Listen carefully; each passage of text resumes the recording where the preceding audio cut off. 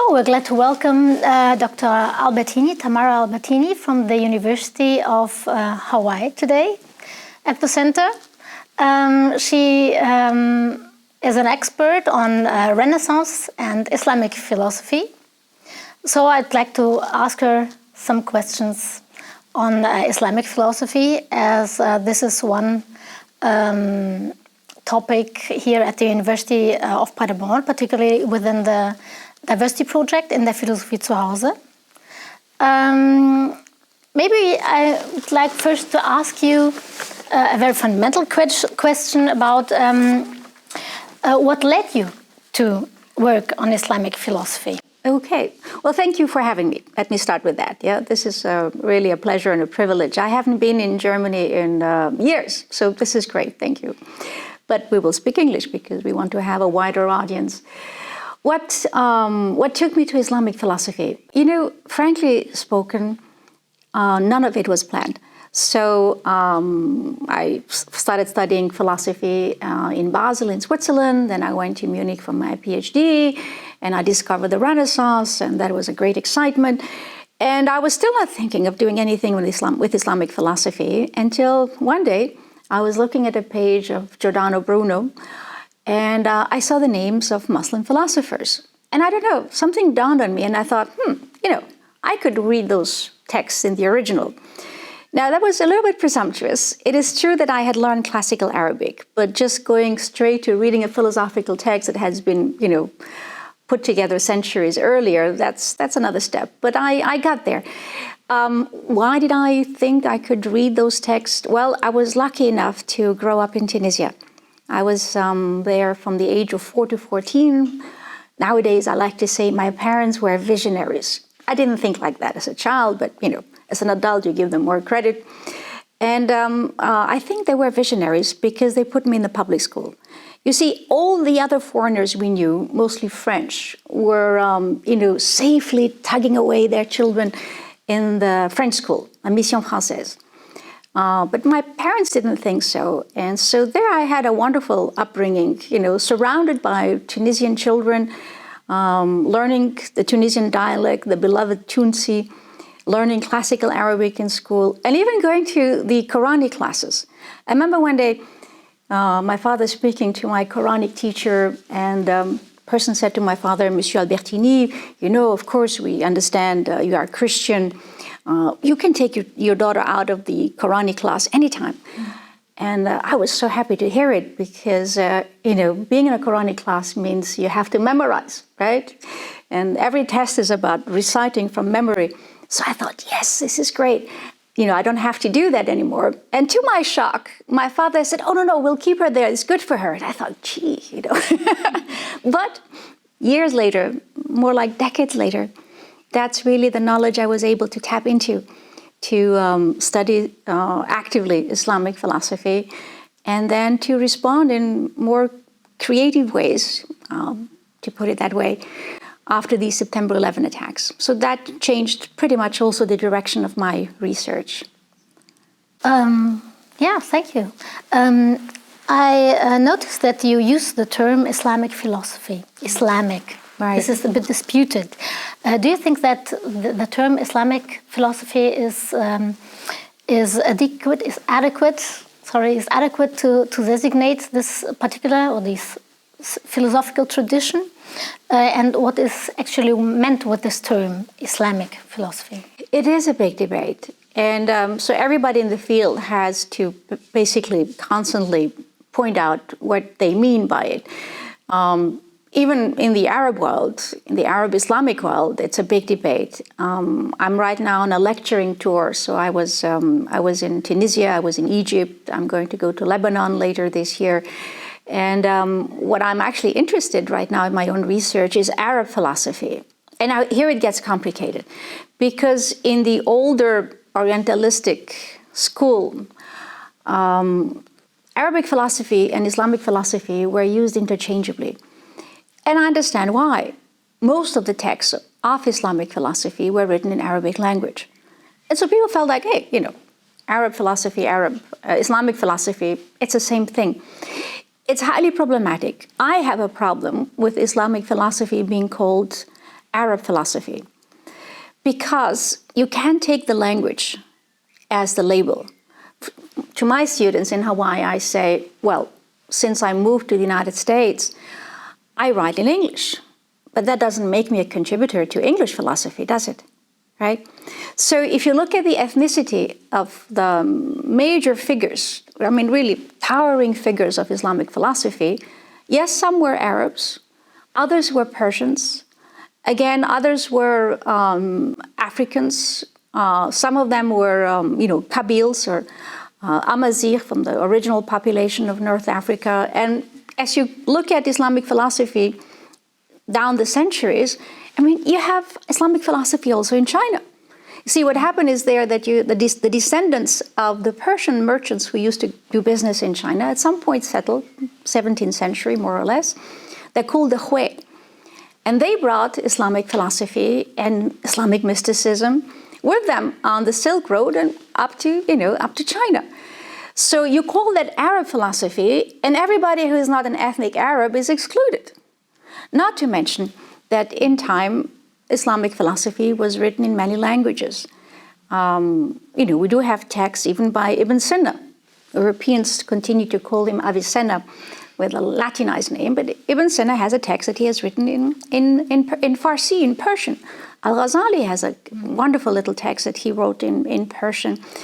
There is much in the Turkish tradition that we are not able to access because it was written in Turkish. It was written in Ottoman Turkish, which is something no one knows how to read nowadays. It's really a handful of specialists. So I call the classical period Islamic philosophy. But there is right now Arab philosophy, and it's contemporary Arab philosophy. Now see, because I work at the University of Hawaii in a department that specializes in comparative philosophy, so I learn from my colleagues who do Chinese, Japanese, Buddhist, Indian philosophy, and I realize, so what makes something a text of Chinese philosophy, right? What makes it Japanese? What makes it Indian, right? And so that becomes then my question to, why do I say that there is right now Arab philosophy? Okay, it has to be written by Arabs. It has to be written in Arabic language.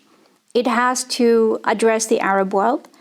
It has to reflect on Arab values, Arab future, Arab reforms, Arabic language, which is a wonderful philosophical language to work with. So you see, it's all about an Arab world. And that has never happened in the past. You look at Al-Ghazali, you look at Al-Farabi, you look at Al-Kindi. I mean, yes, they wrote in Arabic, but, they hardly ever spend any time thinking about Arab values, right? They never explored it in a philosophical way. Now, let's look at the other side. Why is it then problematic, or why should it be problematic to call the tradition that I work in Islamic philosophy? Well, because there is also Islam, the religion, right? There is Christian philosophy, but usually we single out a number of authors and we say, oh, they're fine representatives of that tradition, but not every Western philosopher is a Christian philosopher. Leibniz was privately a Christian. Kant was privately a Christian, but they didn't write Christian philosophy, you see? Well, we don't have any other term. So we'll call it Islamic philosophy, and understanding that religion is somehow part of the worldview. Mm-hmm. But it's going to be Islamic as a culture, not as a religion. And yes, so there is Islamic philosophy and there is Arab philosophy right now. Yeah. This is a very clarifying answer, which reveals many problems of the intercultural philosophy. When you say, okay, the Islamic philosophy, the philosophical tradition is Islamic, can we say that about the European tradition? Is the European tradition a Christian tradition? You say, no, it isn't. I think this is also a standpoint which is debated. But we won't stay at this point. I have a more general question concerning this. If we would like to oppose these two different traditions, the philosophical tradition in the Islamic world and our so-called Western philosophical tradition. What do you say? How do these philosophical traditions relate to one another?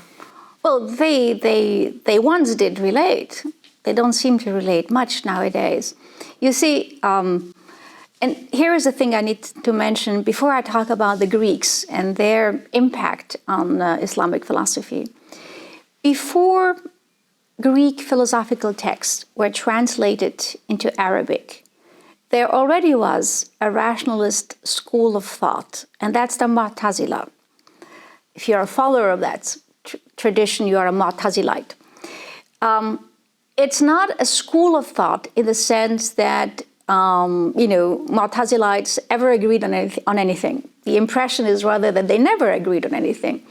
And yet what united them was an endeavor to always start with rational principles first. So, there were also Muslim philosophers and theologians, but there were mostly philosophers because when it came to principles, their position was very clear. You have to place yourself outside the text. And that's something that would be wonderful if it could be discussed among Muslim theologians today, because, everybody does the quoting game. I know this passage, another person knows another passage, and everybody seems to be contradicting each other because they're always good at finding a passage to support their views. But the Mu'tazila assumes there are rational principles. And it's in the light of those rational principles that you go to the scriptural text. Their assumption, and this is not often seen, their assumption, and that assumption went like a red thread through the entire tradition of Islamic philosophy. Their assumption is that scripture is a rational document. So if you reason well outside the text, you will never find yourself contradicting the text, right? It's wonderful. And, and they were very sure about it. I mean, would anyone say God is not rational? God is, of course, rational. Would God, as a rational being, reveal things that are not rational? Of course not, and so forth, right? So there was that very powerful movement. They were frankly, dictatorial. Everybody in the West knows something or thinks they know something about the Inquisition. There was also an Inquisition in the Islamic world. However, for a very long time, the Inquisition was controlled by the Mu'tazilites. So their thing was, if you are not rational, well, then you'll get in trouble with us. It all changed in the course of the 9th century. They lost their dominant position, and then more conservative theologians started to dominate the scene. But now let's go back to, what is, Islamic philosophy and how does it relate to Western philosophy? It is, in the 9th century that major endeavors started where Greek texts were translated into Arabic. Before that, some texts were translated, but they were typically going through the Syrians. Syriac is also a Semitic language. So before the Arabs entered Syria in the 7th century, there already was a very, very lively and complex philosophical area. So the Syrians had already translated texts from Greek into Syriac, and then they translated from Syriac into Arabic for their Arab patrons. But at some point, the Arabs felt like, no, why do we have to go through Syriac? Let's go straight from Greek to Arabic. And so you have all the major names of, ancient Greece. I mean, the philosophers, of course, Plato and Aristotle, but then also the school of Alexandria. You have the whole medical tradition. You have the whole mathematical tradition. And so step by step, all of that got transferred, right, into the Islamic world. And Muslims did a phenomenal job with all these sources. It's not like they just, like to have copies of these texts in their libraries. No, they developed further the ideas of the Greeks, both scientifically and philosophically. Philosophically speaking, they were, of course, looking at what they could use for their own worldview. And so you find, in time, Islamic philosophy becoming one of those lively hybrids, right? I mean, all great civilizations were hybrids. Purism is the pest of this world. In the moment you have a culture country that says, oh, we want to have our sources only, right? We want to read texts only in pure French. French purged everything that was not French sometime in the 17th century. All the words that came from Provençal, that came from Italian, kicked out, right? Pure French. It was an impoverishment of French language. So it didn't happen in the first centuries of Islam. Quite the opposite. They embraced all sorts of texts, not just Greek ones, Indian ones, Persian ones. It was wonderful, right? Of course, like every civilization, Islam too went through various phases. At some point, the purists said, what's wrong with Arabic? What's wrong with, Arabic poetry, Arabic language, and so forth? And debates then, took place that lasted centuries. No dramatic changes happened. The Mu'tazilite ideas survived. The Mu'tazila was gone, but their ideas did survive. All this heritage that came from the Greeks survived, but then it went further transformations down the line. Now, what makes Islamic philosophy a tradition in its own right is that Muslim philosophers never just wanted to do what the Greeks did. They were choosy. They were looking at what was in those texts that they could use. You see, for many years, already as a graduate student, I was wondering, how many more treatises on the intellect, do I have to read in the tradition of Islamic philosophy? Okay, they love the Greeks. All of them say, oh, we love the Greeks. Okay, they love the Greeks. They loved Plato. They loved Aristotle. But then you spend your entire life thinking about the theory of the intellect, which is highly complicated. Everyone who's ever studied Aristotle knows it's the kind of subject that you should never write a dissertation on. So if anyone is listening, don't touch it. Or maybe do. But if you do, take a look at Islamic philosophy. It took me years to understand what's in it. I mean, seriously, you dedicate your entire life to Aristotle's theory of the intellect, and then one day it dawned on me. They thought that the theory of the intellect was something like the rational blueprint of revelation. They thought that the theory of the intellect was really explaining what happened to the Prophet Muhammad when he received his revelations. Now, you read the Quran, you read the Islamic tradition, and the story goes, the angel Gabriel, Jibreel appeared, right? And everybody thinks of wings or whatever, right? Muslim philosophers maintained for a long time, if you're not an educated person, for whatever reasons, if you did not have a chance to, refine your mind and such, well, the story of the angel of Gabriel is just the right thing. Just, keep the story. It's lovely. It will maintain your faith. However, philosophers have a different way of approaching this. And you can tell between the lines, how philosophers were talking to each other through their texts. And it's kind of like, hey, we know what is really at stake here. It's all about the intellect. Yeah.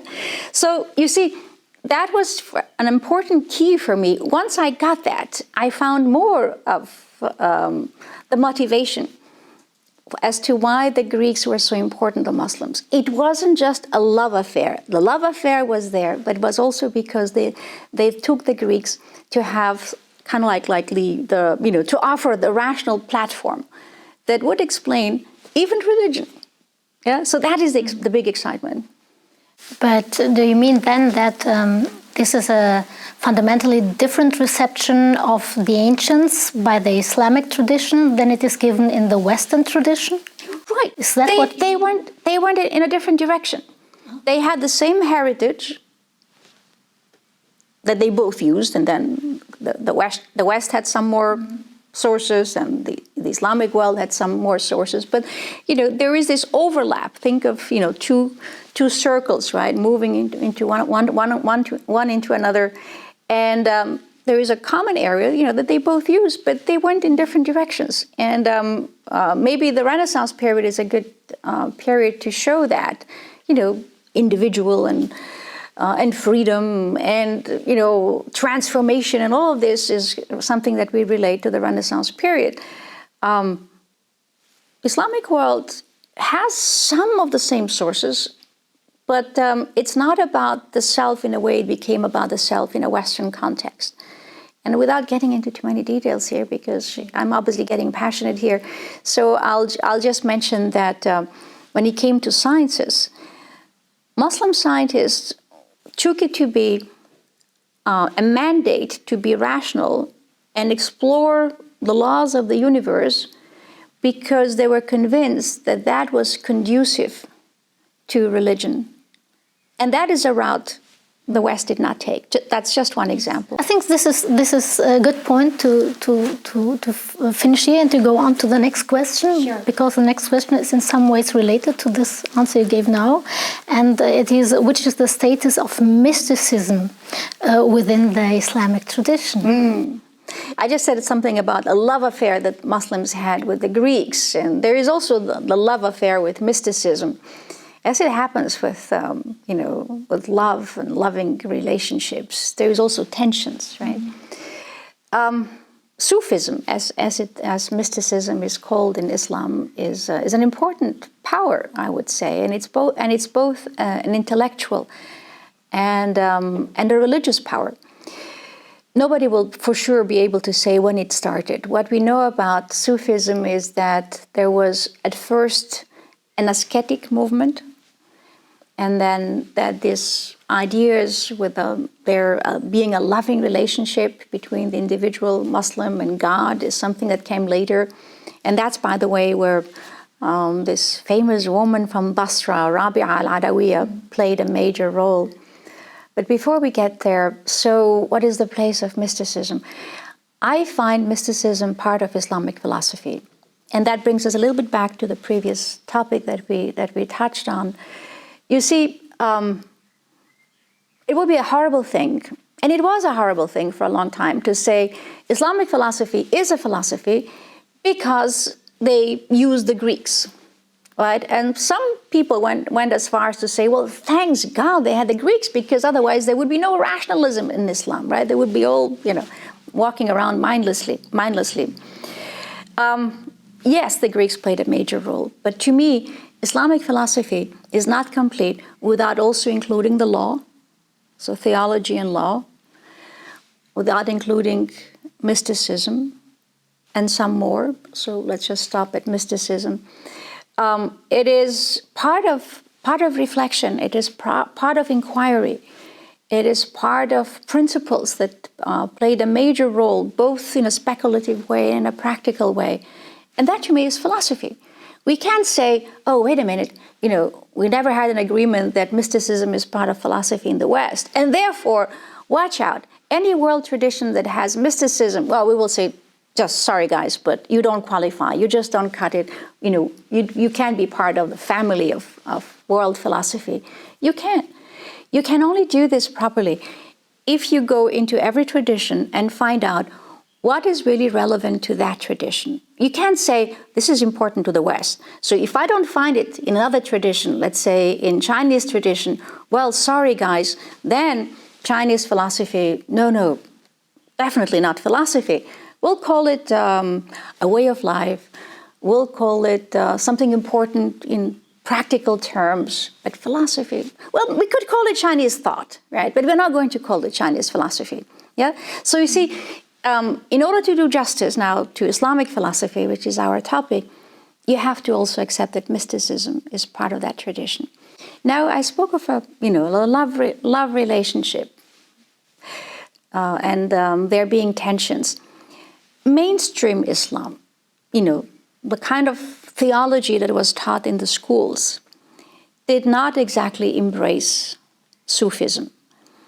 Sometimes they just tolerated it. But it was never the case that Muslim theologians would say, all right, so you learn the rituals, you learn all that matters, you memorize the Quran, and you become a Sufi, and that's how you're going to accomplish yourself as a good Muslim. That position you do not find in the official Islam. And yet, from the 8th century on, we have Sufis, and they saw themselves, both men and women, as contributing to Islam, the religion, Islamic spirituality, Islamic piety, Islamic charity, and so forth. I spoke of theology mostly tolerating Sufism? Well, there always have been phases where they did not tolerate it. What we're looking at right now in the Islamic world is a situation where many Sufi sites, we're talking here shrines, we're talking here cemeteries, are being destroyed by Muslims who think that Sufism is not and has nothing to do with Islam. One of the issues that, let's call it fundamentalism, that fundamentalism has with Sufism is that they say, well, it became a matter of popular piety. People go there, pray to some dead saint, hope for a special, barakah, a special blessing, and that's not Islamic. There's no intercession of the saints in Islam, like in Christianity, right? Or at least like in Catholic and Eastern Orthodox Christianity, right? You can't do it without the intercession of the saints. So Sufism has that component. And so fundamentalists try to eradicate that. It's nothing new. It has happened before. Many attempts have been made before. But of course, if they should succeed, I do not think that they will, but if they should, that would be a major loss for Islamic culture, because I can guarantee you that in popular piety, Sufism plays an important role at many, many levels. Sufism is where men and women come together. Sufism is where charity works happen. Sufism can be public, but it can also be private. Women typically do their Sufi remembrance sessions, the dhikr, in the privacy of the home. It's social. It's about bonds. It's about entire family traditions. It opens up a spirituality that's not in the books. And without any question, it's a reality in the Islamic world, whether fundamentalist Islam likes to accept it, whether the theologians at many venerable institutions like to accept it, but it's there, right? So it's definitely part of the tradition. Yes, but basically you say that Islamic mysticism is rejected by Islamic theology and not so much by Islamic philosophy. Did I get it right? Is this what you mean? Yes? You got me there, yes. But there have been theologians who were also Sufis. I mean, you look at the famous Al-Ghazali. Al-Ghazali was everything. He was a theologian, the logician, and the Sufi. So for him, it was all one. But of course, there was never an agreement on Sufism and theology. But we'll come back to this topic later. But now you mentioned already Rabia el-Adawiya. This is the Islamic mystic you will lead a workshop on here at Paderborn tomorrow and after tomorrow. Who was she? And let me add another question immediately. In which role did women play in the Islamic philosophical tradition in general and in Islamic mysticism in particular?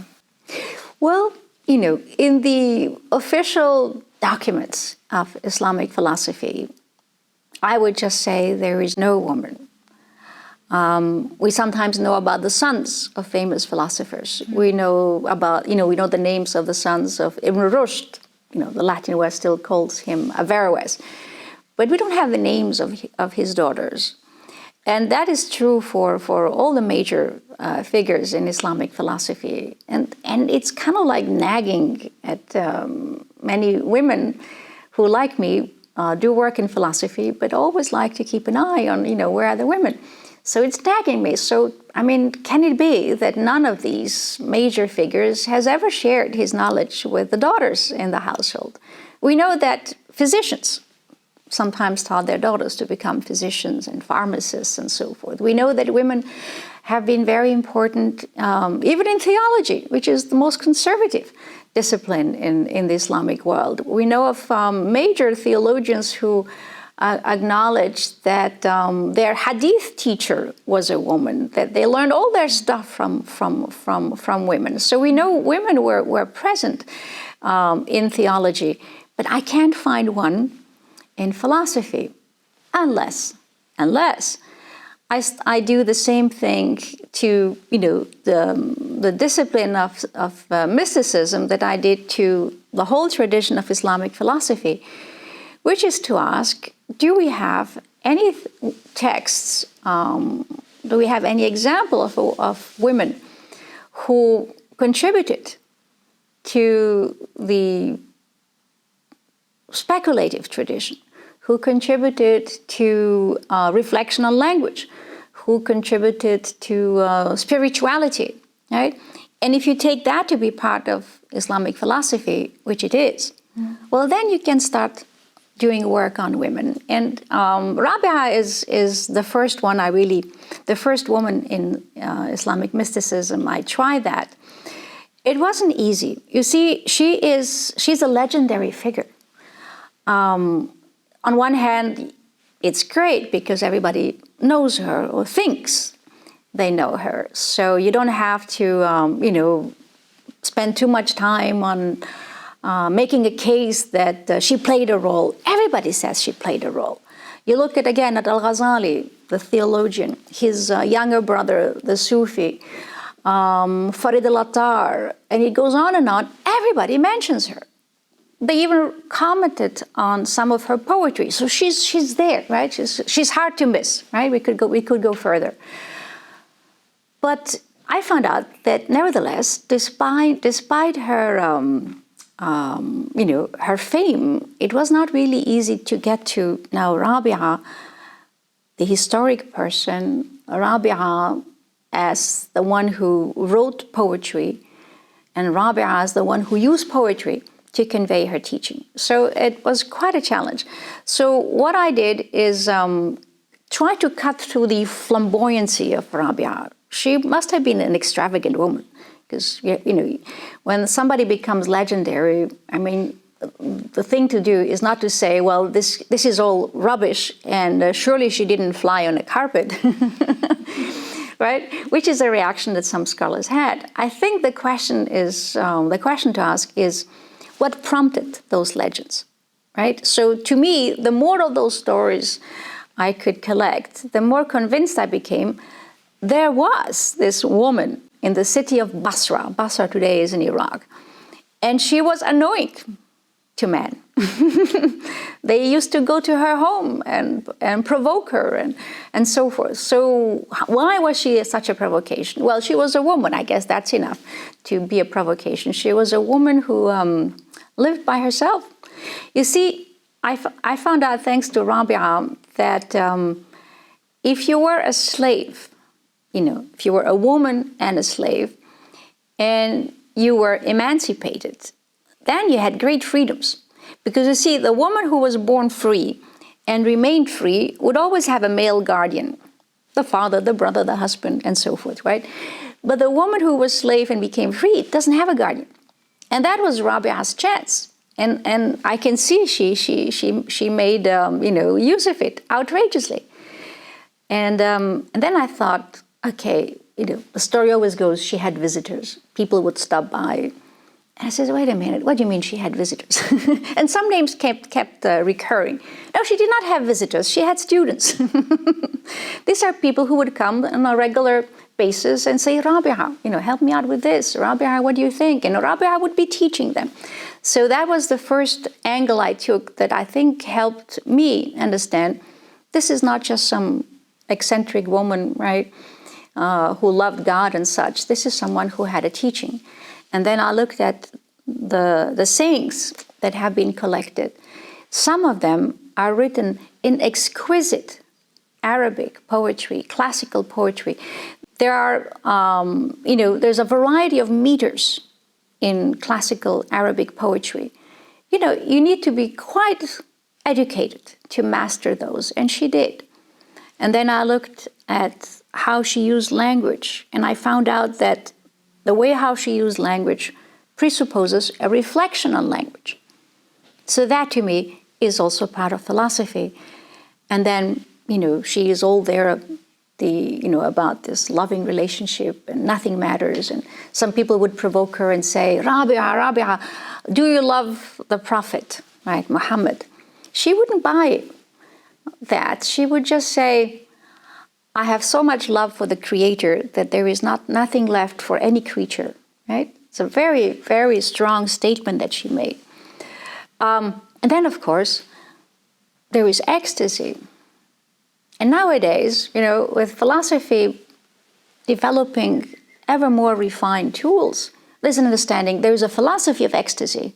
So you see, if you look at Rabia just through the lens of what was applied to understand the major figures, Al-Kindi, Al-Farabi, Ibn Sina, Ibn Rushd, and so forth, well, then she doesn't look like the philosopher. But if you understand that within mysticism, she has been extremely creative and original, and that she was probably the one who introduced love into asceticism, which is the birth of Sufism, you say, wait a minute, here is definitely a woman who played a role.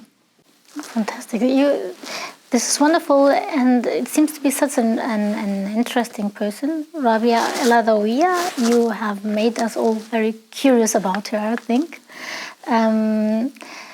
In some points you said, I felt reminded of Diotima, but then the ways changed a bit. Let us leave then all you have to say about her then for the workshop, and finish our conversation now with a more general question. I thought of talking or coming back to mysticism and its different status in the Islamic philosophy and in the Western philosophy, because mysticism is a very marginalized discipline in the Western philosophy, since Enlightenment at least. And I thought maybe in Islamic philosophy it could be different, but I think you said already a lot about that point. So let me just ask you a really general question. How do philosophy and theology relate in the Islamic tradition? I think it's a big question, just some main points, maybe you can say something about it. Well, of course, it depends on who you ask. You ask someone called Ibn Taymiyyah in the 14th century, who had a philosophical training and who is now something like the patron of fundamentalists, and there is no relationship between theology and philosophy in Islam. Now, there are many different words that are used for philosophy in Arabic language, and that is true in many more non-Western traditions. So we say philosophy, right? Maybe we add thought, but that's about it. In Arabic, you can say falsafa. And usually when you use that word, you mean Greek-derived philosophy. I'll just point out one more term. There are many more, but the other term that I think is very relevant here is Hikmah, and that is wisdom. Even Ibn Rushd, right, as the commentator, as he's being seen in the Western tradition, in many of his works, prefers to speak of Hikmah than falsafa.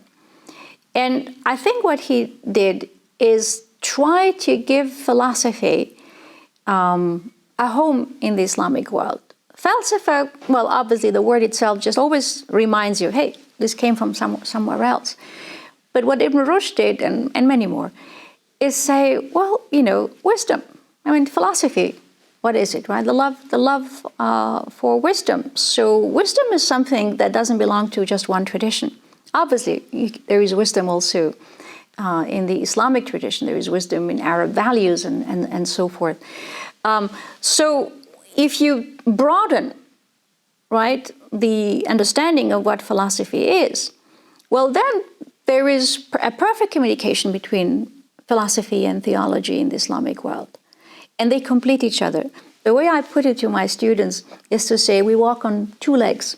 And I see that that's exactly what Muslim philosophers did in their works, which is that they usually did not challenge Islam at all. Islam, the religion, Islamic theology and such. But they felt it was really important to give another track, right? So there is the track of religion and there is the track of philosophy. And now because of that rationalist presupposition that, in my mind, comes from the Mu'tazila, they could really say, well, no matter what you do in philosophy, for as long as you remain rational, you will not contradict religion. And sometimes they went further than that, and they said, well, for as long as you reason well, and you can lay out your reasoning, well, whatever you find out in philosophy overrides what you find in Scripture, because what you think is going to be basically the blueprint underneath Scripture. But that is Islamic philosophy in the classical period. Things change later on. You see, what another problem that the field has is that you find so many experts who say, Islamic philosophy, it died, it vanished. The Mongols came, destroyed Baghdad. Dar al-Hikmah, the House of Wisdom, which was the Abbasid version of the library in Alexandria. It had everything, like the library in Alexandria. It was a library. It was laboratories, observatories, pharmacies, hospitals. So kind of like, the Mongols came and all of that vanished. It is true. The Sunni empire took a heavy blow. And the Sunni world had a hard time recovering intellectually and scientifically. But you see, centers of learning shifted. And that happened in Europe too. Athens was the big deal in the days of Plato, right? Every decent philosopher wanted to go to Athens. Who goes to Athens today? You don't go to Athens because you want to study philosophy. You go to Athens because of the Acropolis, because of the food, and so forth, right? So if we can concede that centers of learning shifted in Europe, and they still do, well, why can't centers of learning shift in the Islamic world? And as a matter of fact, they kept shifting east.